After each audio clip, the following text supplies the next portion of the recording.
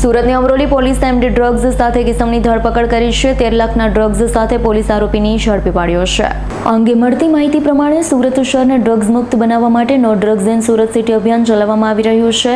અમરોલી પોલીસે અમરોલી આવાસ ખાતેથી 135.66 ગ્રામ એમડી ડ્રગ્સ સાથે આરોપીને ઝડપી પાડ્યો।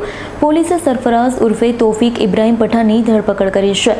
આરોપીએ ડ્રગ્સ ક્યાંથી લાવ્યો હતો, કોને આપવાનો હતો તે દિશામાં તપાસ શરૂ કરી। પોલીસે 13.56 લાખનું ડ્રગ્સ, 2,06,000 રોકડા અને અન્ય મુદ્દામાલ મળી 15.73 લાખનો મુદ્દામાલ કબજે કર્યો છે।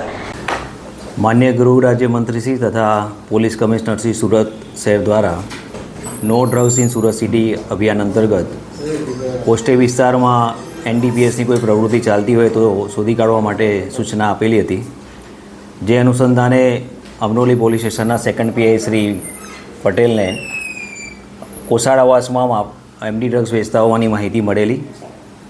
જે આધારે તેમણે તથા પીઆઈ શ્રી વનારે રેડ કરતા આરોપી સરફરાઝ ઉર્ફે તોફિક ઇબ્રાહિમ એની પાસેથી 135.66 ગ્રામ જેવું એમડી ડ્રગ્સ મળી આવેલું હતું,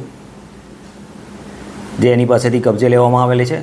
આ સિવાય એની પાસેથી 2 લાખ રૂપિયા રોકડી તથા 2 મોબાઈલ ગુનાના કામે કબજે કરવામાં આવેલા છે।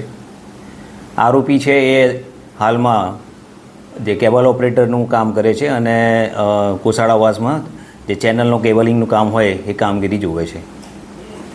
આ ગુનામાં એક બીજા આરોપી જે વોન્ટેડ દર્શાવેલ છે એમાં અસલમ ઉર્ફે સર્કિટ યાકુબ પટેલ કરીને છે, જે પણ કોસાડ આવાસમાં રહે છે અને હાલમાં જે આરોપી પકડાય છે એણે એની પાસેથી આ એમડી ડ્રગ્સ લીધેલું હોવાનું એણે જણાવેલું છે।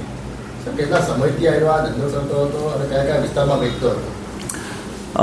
હાલમાં પૂછપરછ દરમિયાન એણે જણાવેલું છે કે છેલ્લા 1 વર્ષથી એ આ પ્રવૃત્તિ કરે છે અને છૂટક વિસ્તારમાં એ આ એમડી ડ્રગ્સ એ વેચાણ કરેલે છે। આ બાબતે જે વોન્ટેડ આરોપી છે એ પકડાયા પછી આ મૂળ મુદ્દામાલ ક્યાંથી લાવેલા છે એ અંગેની માહિતી મળી શકે એમ છે। Bureau report S9 news Surat.